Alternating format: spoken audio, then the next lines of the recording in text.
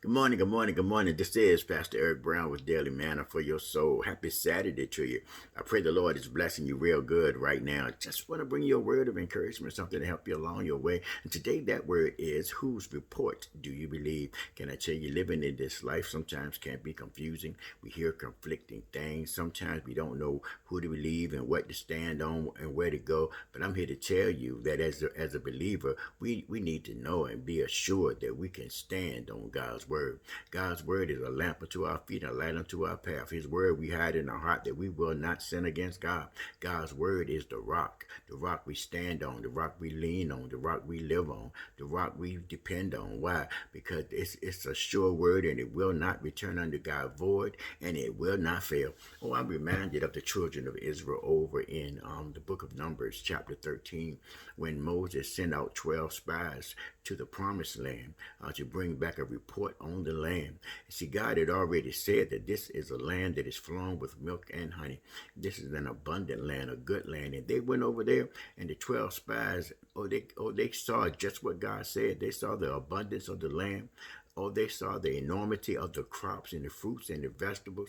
They saw that it was a great land. It was everything that God said it would be. But 10 of the spies wanted to look a little further. And instead of focusing on what God had already told them and what God had already said would be, they began to look a little further, and they saw giants in the land. And those giants were disturbing to them because they formed a partial report. Can I tell you? They formed a partial report. Instead of bringing back the report that the land was good, they came back with an incomplete report saying that there are giants in the land and that they are larger than us, stronger than us, bigger than us. And that was an incomplete report because the fullness of the report was that God was not surprised that there were giants in the land. God had already accounted for them when God told them of all the people that they were going to defeat as they went to the promised land, as they dispossessed those that were in the promised land and begin to possess what God had given them. It was an incomplete report. And because of the incompleteness of their report, the people began to latch on to the incompleteness. They began to latch on to those things that were half true. Because it was true that there were giants in the land, but the other part, that God is bigger than any giant. Oh, whose report do you believe? I'm glad that Joshua and Caleb decided to trust in the Lord. I'm glad that Joshua and Caleb were two that stood up in the face of the other 10, even though the other 10, they ended up convincing the children of Israel to stay where they were. But Joshua and Caleb held on to the truth of God. Can I tell you, when you hold on to the good report of God, when you believe in the report of God, when you trust in God's report, can I tell you, I don't care how long it takes, God is going to reward you, and God is going to fulfill his word in your eyes. God is going to fulfill his word. God is going to uphold his promises. God is going to do for you just what he told you that he would do. Can I tell you? Look, you just heard me say that this report was incomplete. But can I tell you, this report was completed 40 years later. Because 40 years later, after the children of Israel had wandered around in the wilderness for 40 years later, over in Joshua chapter 2, Joshua sent spies to the city of Jericho to spy out Jericho, to see what was going on, to see what it was made of, to just get a report, an assessment. And when they went in, they met up with a woman named Rahab, and Rahab blessed them and helped them. But this is the story. Rahab told them, "We've been looking for y'all.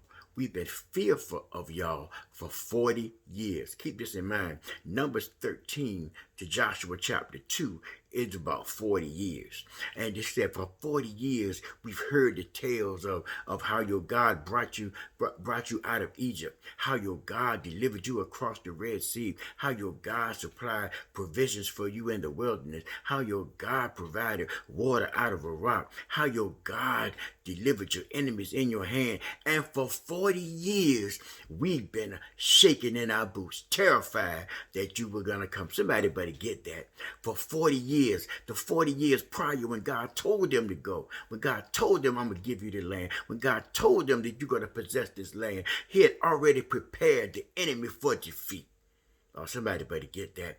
What have you been holding on to? What has God told you that you've been dragging your feet on? What has God told you that you have not believed the fullness of the report? What has God shown you? What has God given you to do that you're waiting? What are you waiting for? What are you holding back for? Because whether you know it or not, you can trust and believe that if God has given it to you, God has already prepared the way for you to achieve it and to receive it. You just got to go and believe the right report, believe the good report, and go and possess what God has given you. I pray today that encouraged you today. I pray that bless you. If it did, go ahead and subscribe to this YouTube channel, Pastor Eric Brown with Daily Manna for your soul. Go ahead and hit that like button. Leave a comment and let us know if this ministry and how this ministry is blessing you. And then go ahead and if it is blessing you, go ahead and hit that bell for notifications that you'll be alerted to future videos. I want you to go forth today. Trust and believe in the good report. Trust and believe in the word of the Lord your God. Trust and believe that God has the best for you already prepared and laid out. And the enemy is already afraid of your coming. Even before you have got up in the morning, he's already afraid of you coming because he knows you come in the name of the Lord. Look, you have a blessed day. You have an awesome day. Be blessed of the Lord. Peace.